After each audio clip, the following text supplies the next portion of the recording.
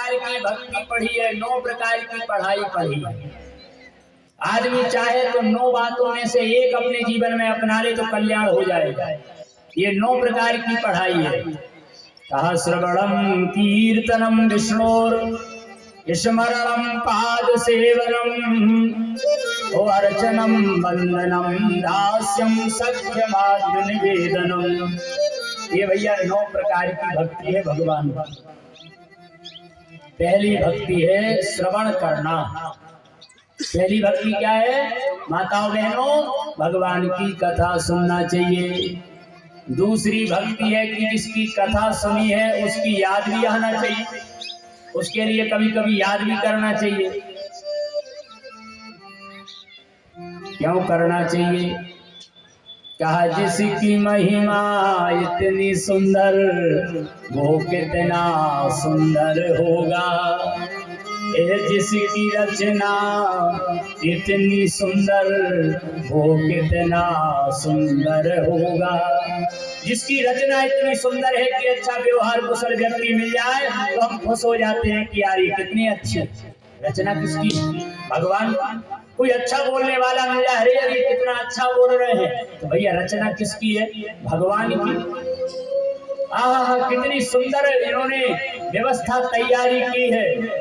ये व्यवस्था है किसकी? व्यवस्था देने वाला कौन है? परमात्मा है। तो जिसकी रचना पर मंत्र मुग्ध हो जाते हैं, जिसकी कथा पर मंत्र मुग्ध हो जाते हैं, बलिहार हो जाते हैं, तो वो कितना सुंदर होगा, वो भगवान कितना सुंदर होगा। जिसकी रचना इतनी सुंदर है कि हम प्राण न्यौछावर करने के लिए तैयार हो जाते हैं। पिता के ऊपर कोई संकट आ जाए प्राण देने को तैयार हो जाते हैं। बेटा पर कोई आपत्ति आ जाए प्राण न्यौछावर करने के लिए तैयार हो जाते हैं। रचना किसकी है? हमारी है। हम जानते थे कि ऐसे ऐसे नाम के बेटा जी होंगे हमारे, नहीं जानते थे। इस नाम की हमारी बेटी होगी, ऐसी आकृति की होगी, ऐसे चरित्र की होगी, नहीं जानते थे। तो रचना किसकी है? रचना भगवान की है। तो जब भगवान की रचना इतनी अच्छी है तो वो भगवान कितने अच्छे होंगे। बैठ जाओ बेटा, बैठ जाओ। हाँ उदम नहीं करते। बोलिए शंकर भगवान की। श्रवणम कीर्तनम, भगवान की कथा श्रवण करो, फिर स्मरण करो, और स्मरण यदि आ गया तो उसके नाम को खूब जपो। स्मरणम पाद सेवनम, भगवान के चरणों की सेवा करो। क्या करो? भगवान के चरणों की सेवा करो। ध्यान रखना, बहुत अच्छा निवेदन आप लोगों से करने जा रहा हूँ। भगवान के चरणों की सेवा करना, जरा आप इस बात को समझें। भगवान के चरणों की सेवा कैसे होगी? मूर्ति के जाकर के पांव दबाएं। क्या करें? मूर्ति के पांव दबाएं तो क्या हो गया? भगवान के चरणों की सेवा हो गई। ये बात तो ठीक है, लेकिन मूर्ति के पांव दबाने से कोई लाभ मिलने वाला नहीं है। पिताजी के पांव दबाओ तो कहेंगे खुश रहो, माताजी के पांव दबाएं तो माता कहेगी खुश रहो मेरे बेटा। हाँ, सास के पांव दबाओ, सास कहेगी खुश रहो बिटिया, तू बहू नहीं तू तो मेरी बिटिया है। क्या है? सास के पांव दबाएंगे तो सास कहेगी तू मेरी बहू नहीं तू मेरी बिटिया है। तो सास को परेशान करोगे तो सास कहेगी तू तो डाकन है, मेरे लिए खाने को आ गई। और ऐसी सासवी ज्यादा फूल है ना, सासवी समझे। सास माता भी बहू को बिटिया समझे और बहू सास के लिए माँ समझे। कथा से ये संदेश मिलता है। लड़ाई झगड़ा यदि हो सास बहू में तो आज से बोलाचाली चालू कर देना तो हमारी मेहनत सफल हो। और लेकिन सास ने इतना परेशान कर दिया बहू के लिए कि बहू कहती हम मर जाए, नरक मिल जाए, लेकिन सास से नहीं बोलेंगे। कई सासों ने इतनी हद कर दी, कई सासों ने बहू को पीड़ा देने में इतनी हद कर दी कि बहू कहती है गुरुजी बिल्कुल आप तक चले जाए नरक।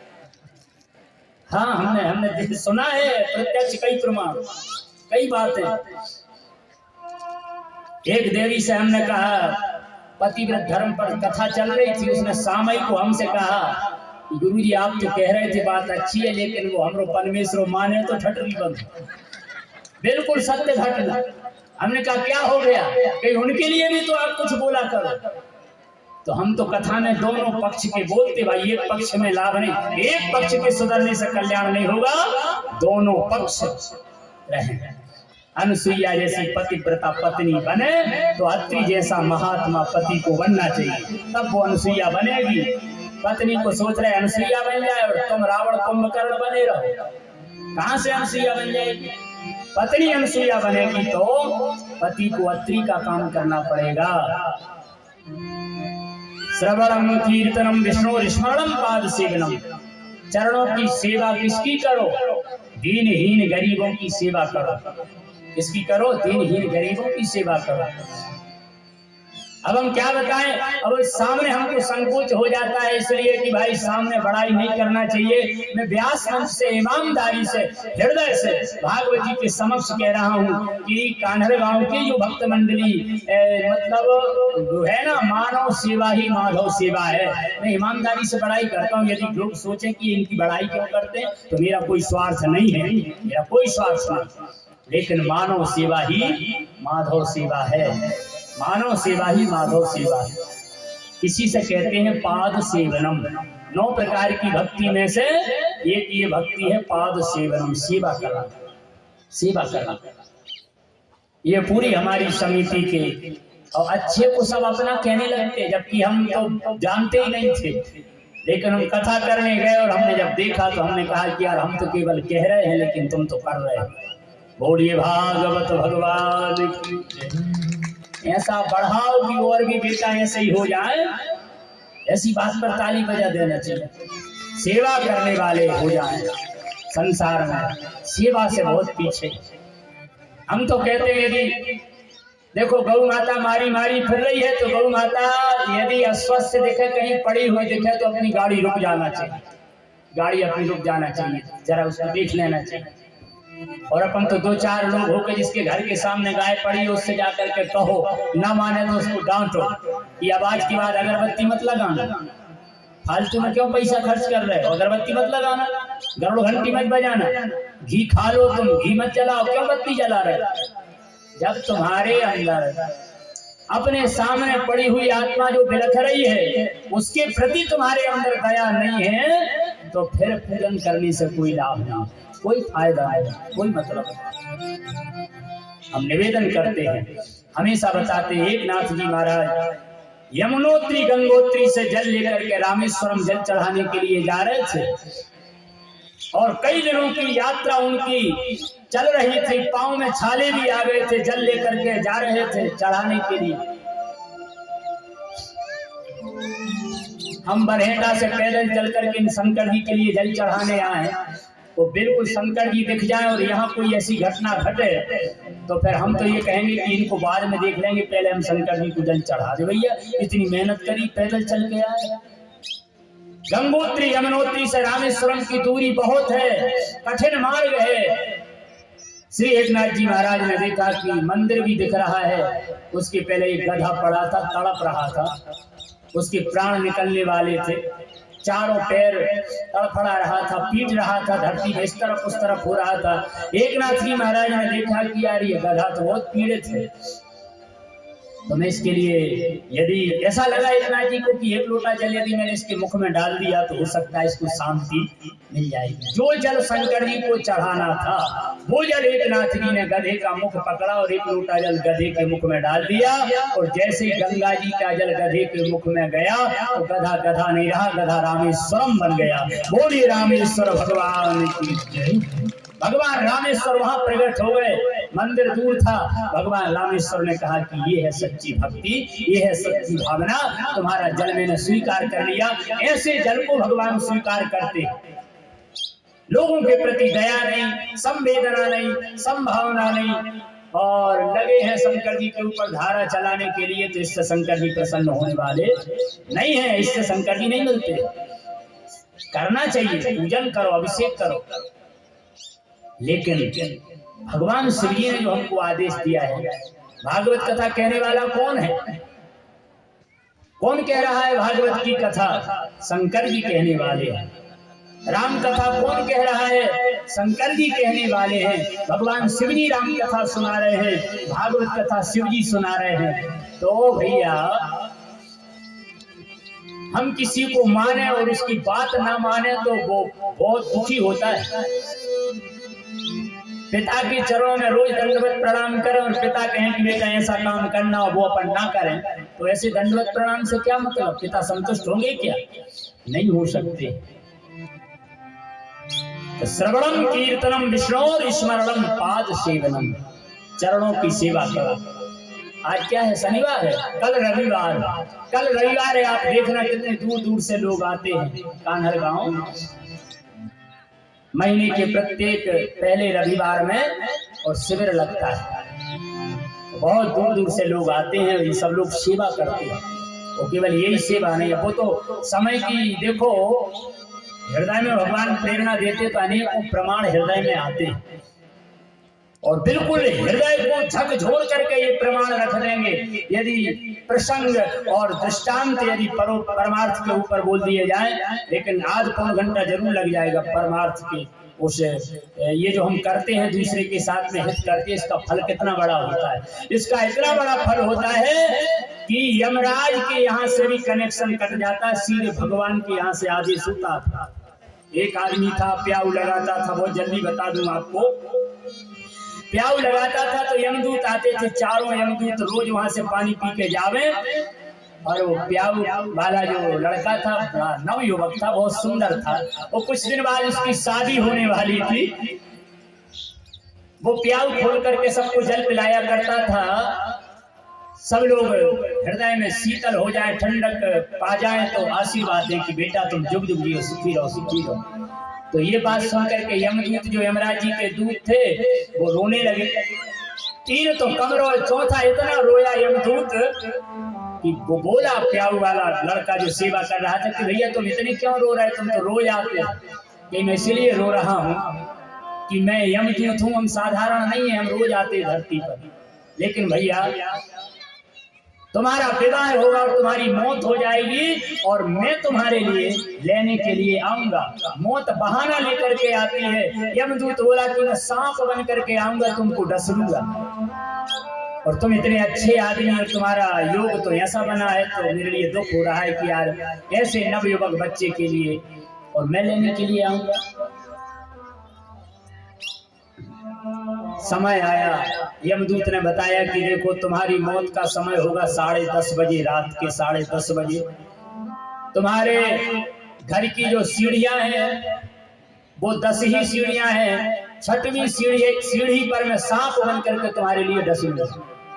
और तुम्हारी नव विवाहिता पत्नी 16 श्रृंगार किए हुए, चढ़ाई की चुनरी ओढ़े हुए और पहले दर्शन करने के लिए लालायित होगी हृदय में कि मेरे पति के आज मैं पहली बार दर्शन करूंगी। लेकिन तुम्हारी पत्नी तुम्हारे दर्शन नहीं कर पाएगी, इसके पहले तुम्हारी मौत हो जाएगी।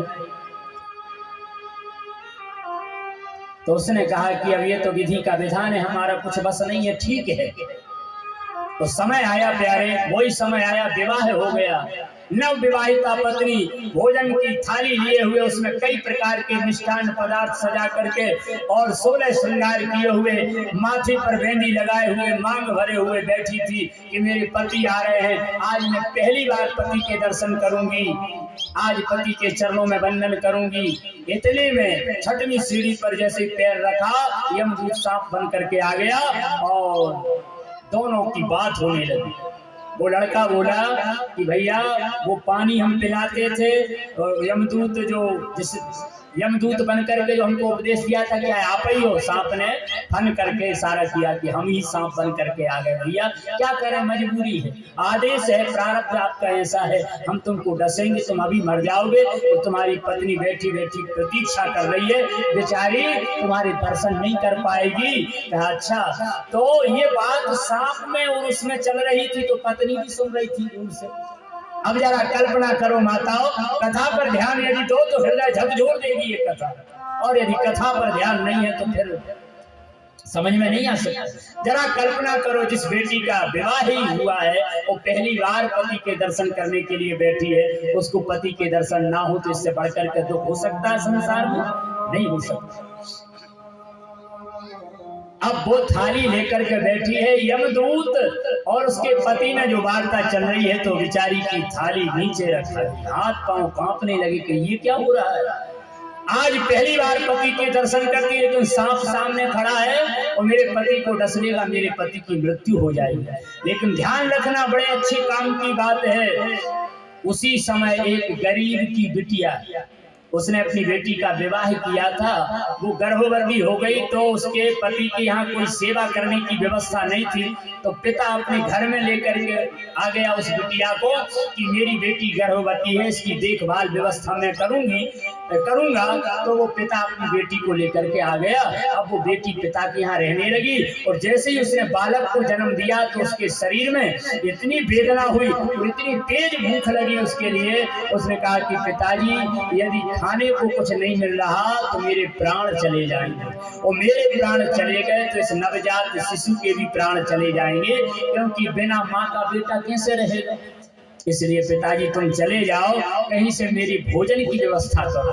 पिता गरीब था, 10:30 रात के बज रहे थे। कहा बेटी मैं गरीब हूँ, सब लोग जानते हैं, और 10:30 बजे रात में मैं जब गांव में घूमूंगा तो निश्चित है लोगों को शंका हो जाएगी कि ये गरीब है, चोरी करने के हिसाब से ये घूम रहा है, चोरी करने आया।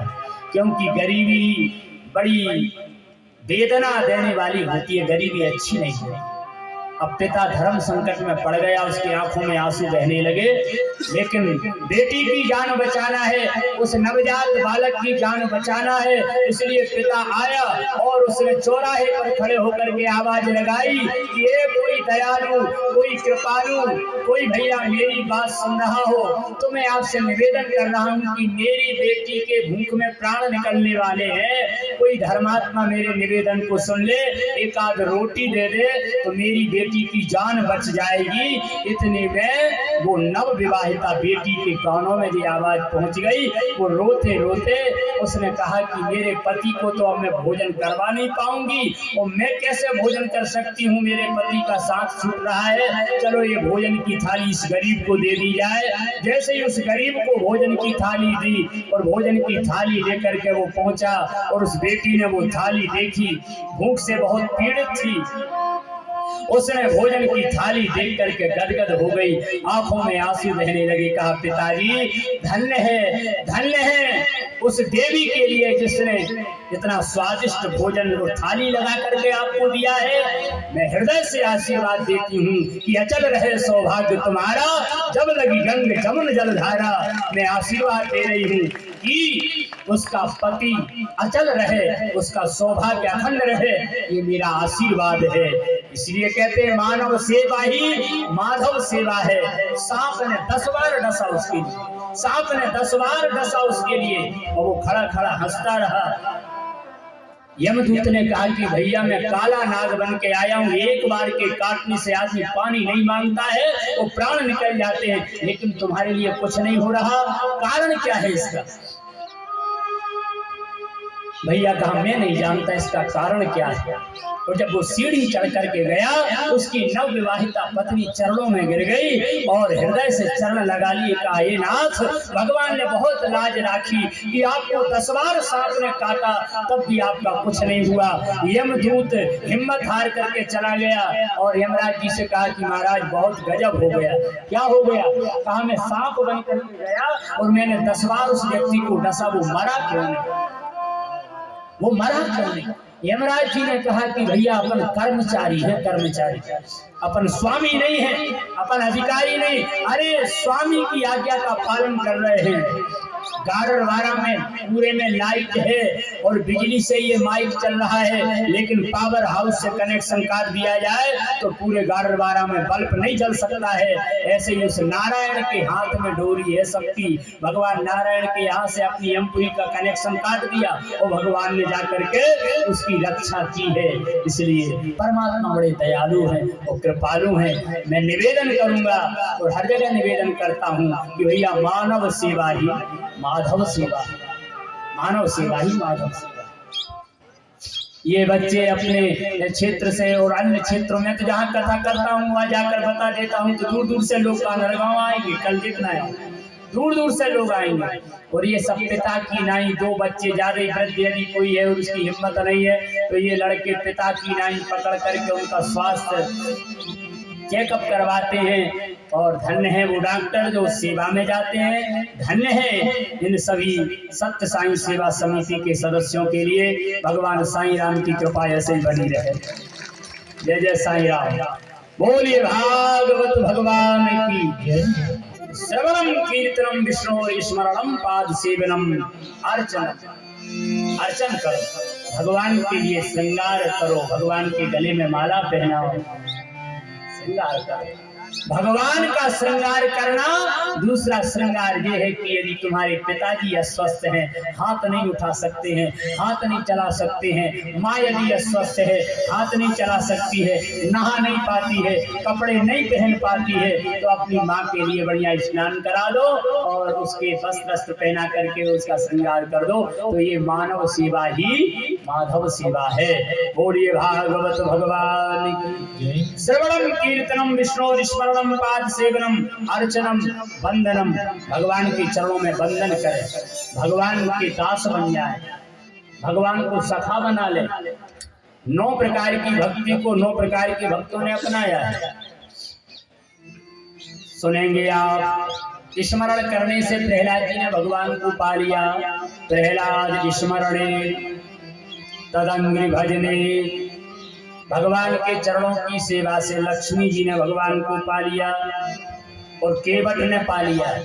चरण सेवा से केवट को भगवान मिल गए, लक्ष्मी जी को भगवान मिल गए। प्रथु पूजने, प्रथु और कुब्जा ने भगवान का पूजन किया, भगवान मिल गए। समय हो गया? बंधन करने से अक्रूर जी और हनुमान जी के लिए भगवान मिल गए। अर्थात ये 9 प्रकार की भक्ति अपना है।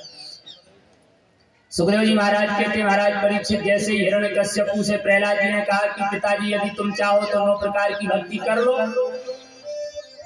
तुम्हारा उद्धार हो जाएगा, कल्याण हो जाएगा। तो हिरण्यकश्यपु मारने के लिए दौड़ा, लेकिन सोचा कि यार मैं पिता हूं, मारू ना। गुरु जी से कहा पकड़ कर ले जाओ इसको, फिर से पढ़ाना। तो फिर से पढ़ाने लगे गुरु जी लोग। तो ध्यान से सुनना, महापुरुषों का जो हम स्पर्श करते हैं ना, पुण्यात्मा व्यक्ति का जितने ही स्पर्श करेंगे उतने ही पुण्य हमको मिलेगा। पांव क्यों छुए जाते हैं? अच्छे धर्मात्मा व्यक्ति के चरण स्पर्श करो, महात्मा के चरण स्पर्श करो तो उनका करंट मिलता है, उनका ओज मिलता है, उनका तेज हमारे जीवन में आता है, इसलिए पैर छुए जाते हैं। नहीं, प्रहलाद जी महाराज इतना भजन करते हैं कि गुरुजी पढ़ा रहे थे, एक बार पढ़े ना तो गुरुजी ने पिटाई लगाई। तो और जो बच्चे उनके दोस्त मित्र थे उनने कहा भैया प्रहलाद तुम रोज